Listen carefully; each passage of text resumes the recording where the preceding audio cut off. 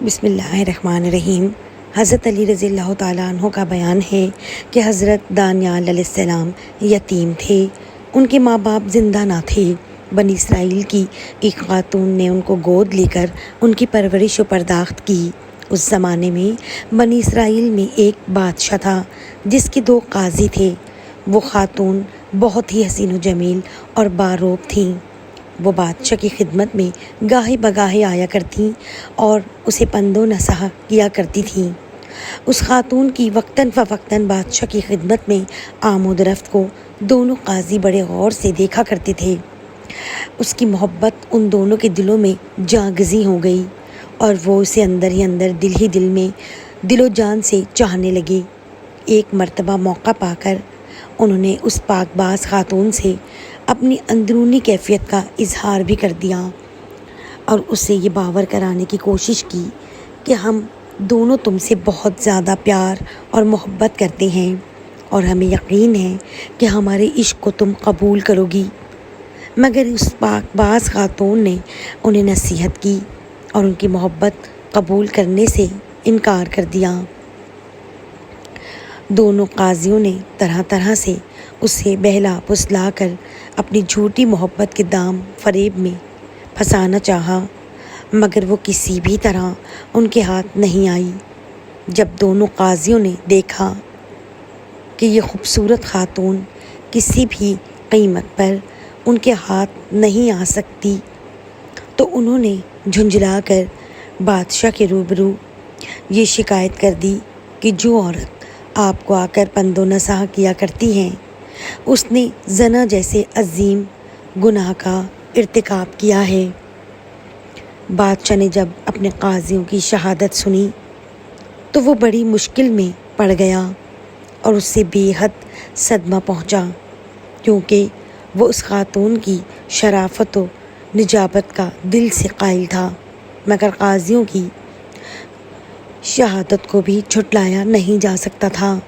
غرض کہ بادشاہ نے دونوں قاضیوں کی شہادت پانے کے بعد مزید تحقیق و تفتیش کی ضرورت محسوس نہیں کی اور ان سے کہا،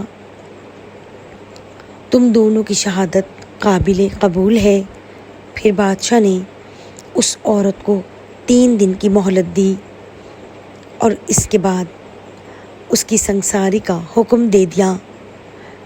نیز شہر میں یہ منادی کرا دی گئی کہ فلاں دن فلاں عورت کو سنسار کیا جائے گا، لوگ اسے دیکھنے کے لیے حاضر ہو جائیں۔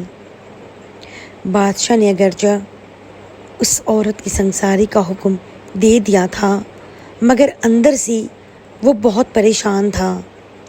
اس نے اپنے ایک متعمد وزیر سے پوچھا، کیا کسی ہیلے بہانے سے اس عورت کو سنسار ہونے سے بچایا جا سکتا ہے؟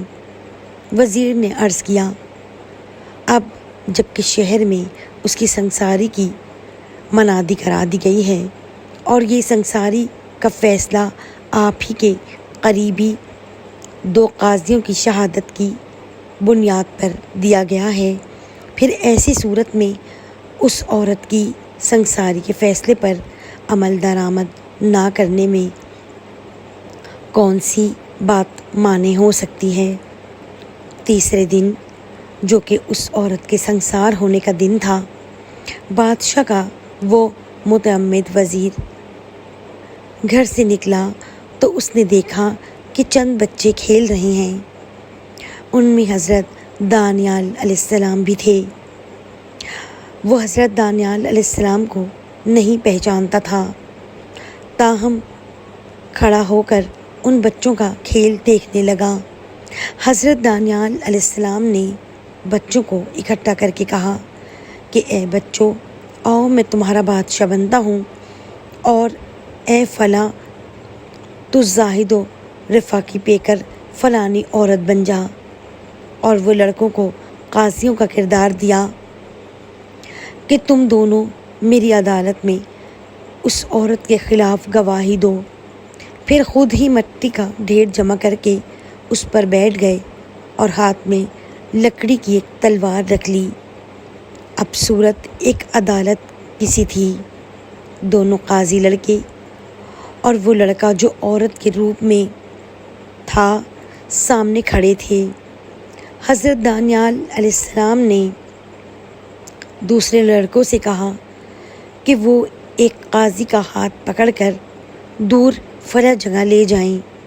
جب وہ چلے گئے تو دوسرے قاضی کو بلا کر سختی سے کہا، سچ سچ بتا ورنہ تجھے قتل کر دوں گا۔ تو کس بنیاد پر اس عورت کے بارے میں زنا کی گواہی دیتا ہے؟ قاضی کے کہنے لگا، میں گواہی دیتا ہوں کہ اس عورت نے زنا کا ارتکاب کیا ہے۔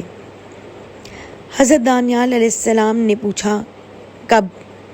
ننھے قاضی نے جواب دیا، فلاں روز۔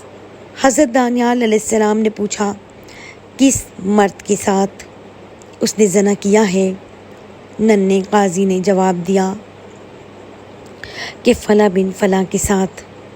حضرت دانیال علیہ السلام نے پوچھا، کس جگہ؟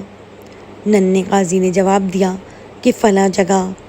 حضرت دانیال علیہ السلام نے لڑکوں سے کہا کہ اس قاضی کو لے جاؤ اور دوسرے قاضی کو میرے پاس بلا لاؤ۔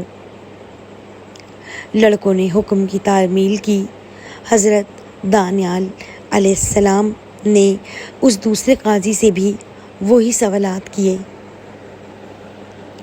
جو پہلے قاضی سے کر چکے تھے، مگر اس دوسرے قاضی کے جوابات پہلے قاضی سے بالکل مختلف تھے۔ حضرت دانیال علیہ السلام زور سے اللہ اکبر پکار اٹھے۔ بادشاہ کا متعمد وزیر جو کہ یہ سارا منظر دیکھ رہا تھا، وقت ضائع کیے بغیر بادشاہ کی خدمت میں پہنچا اور اس کو بچوں کا یہ کھیل تماشا کہہ سنایا۔ بادشاہ کو ہوش آیا اور اس نے حضرت دانیال علیہ السلام ہی کی طرح دونوں قاضیوں کو بلا بھیجا اور انہیں الگ الگ کر کے ان سے بیانات لیے۔ معلوم ہوا کہ دونوں کے بیانات مختلف ہیں۔ چنانچہ بادشاہ نے لوگوں میں یہ منادی کرا دی کہ قاضیوں کے قتل کا مشاہدہ کرنے کے لیے لوگ فلاں میدان میں اکٹھے ہو جائیں۔ پھر مجمع عام کے سامنے بادشاہ نے دونوں قاضیوں کو کیفر کردار تک پہنچا دیا اور پاکیزہ خاتون کو باعزت اس کے گھر بھیج دیا۔